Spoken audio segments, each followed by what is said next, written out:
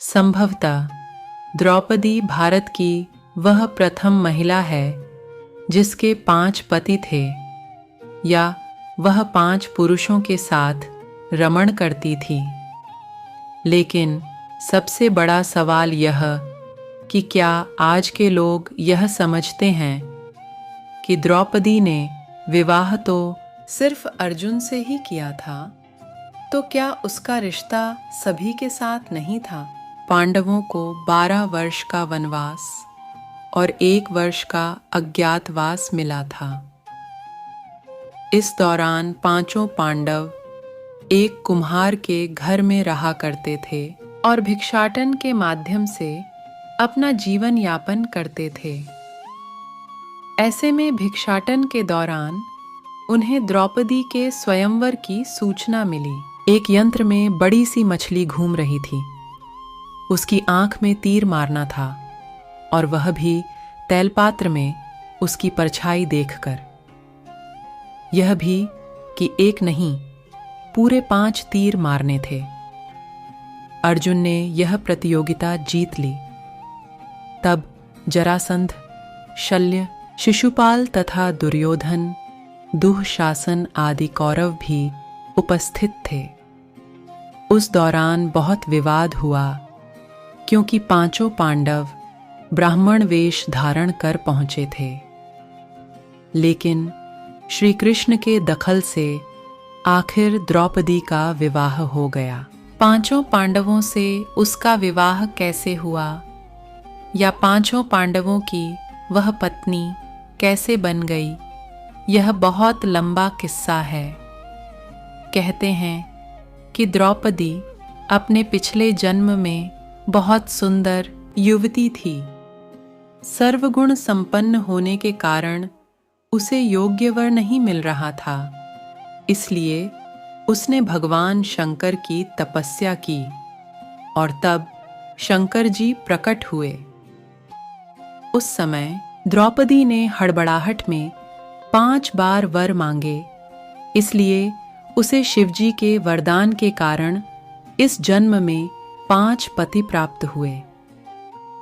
जब भगवान शिव ने द्रौपदी को 5 पति प्राप्त होने का वरदान दिया था, तब वह भी ये जानते थे कि उसे अपने 5 पतियों के साथ पत्नी धर्म निभाने में समस्या होगी।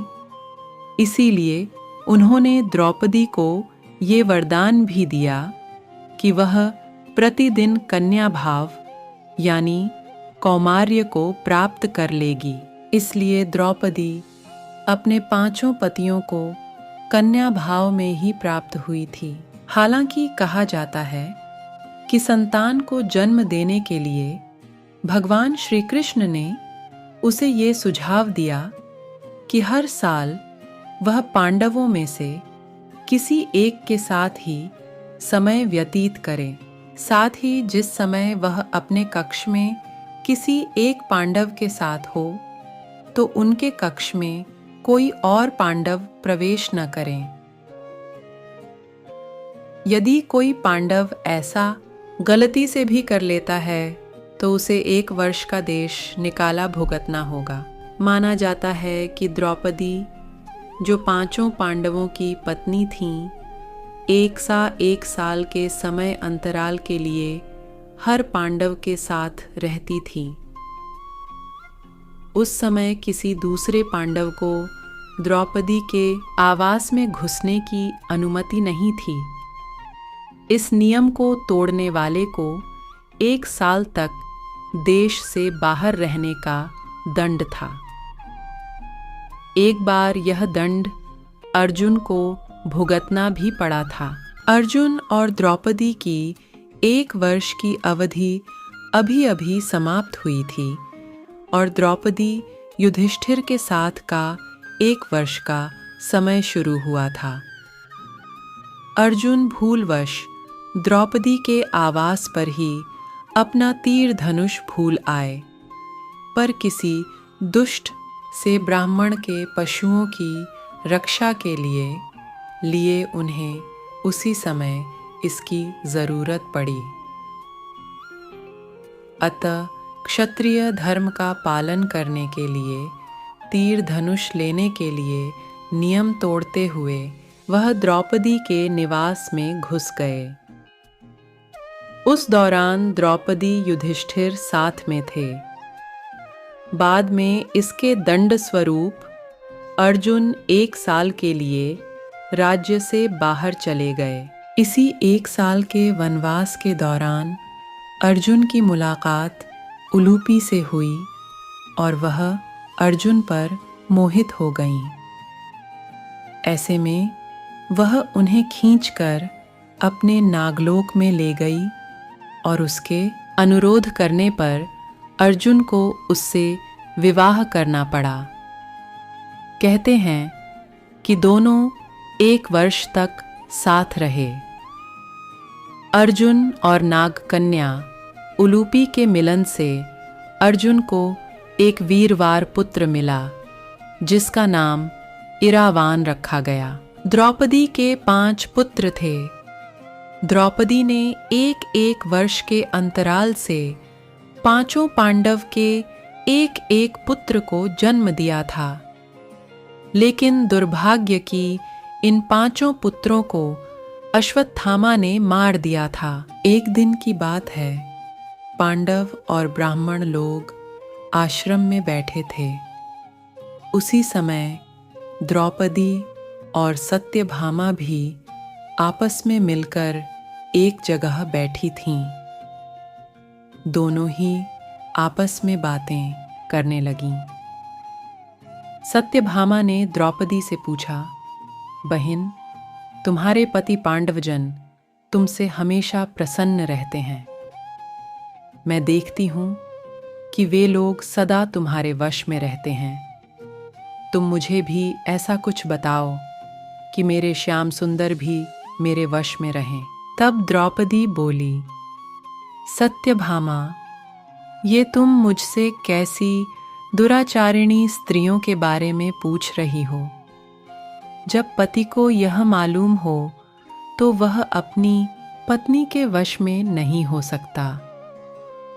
तब सत्यभामा ने कहा, तो आप बताएं कि आप पांडवों के साथ कैसा आचरण करती हैं? उचित प्रश्न जानकर तब द्रौपदी बोली, सुनो, मैं अहंकार और काम, क्रोध को छोड़कर बड़ी ही सावधानी से सब पांडवों की स्त्रियों सहित सेवा करती हूँ। मैं ईर्ष्या से दूर रहती हूँ। मन को काबू में रखकर कटु भाषण से दूर रहती हूँ। किसी के भी समक्ष असभ्यता से खड़ी नहीं होती हूँ। बुरी बातें नहीं करती हूँ और बुरी जगह पर नहीं बैठती। पति के अभिप्राय को पूर्ण संकेत समझकर अनुसरण करती हूँ। देवता, मनुष्य, सजा धजा या रूपवान कैसा ही पुरुष हो, मेरा मन पांडवों के सिवाय कहीं नहीं जाता। उनके स्नान किए बिना मैं स्नान नहीं करती। उनके बैठे बिना स्वयं नहीं बैठती। जब जब मेरे पति घर में आते हैं, घर साफ रखती हूँ, समय पर भोजन कराती हूँ, सदा सावधान रहती हूँ। घर में गुप्त रूप से अनाज हमेशा रखती हूँ। मैं दरवाजे के बाहर जाकर खड़ी नहीं होती हूँ। मैं पतिदेव के बिना अकेले रहना मुझे पसंद नहीं।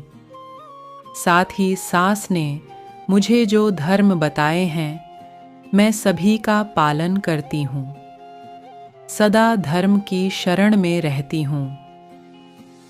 वीडियो अच्छी लगी हो तो चैनल को सब्सक्राइब ज़रूर कर लें।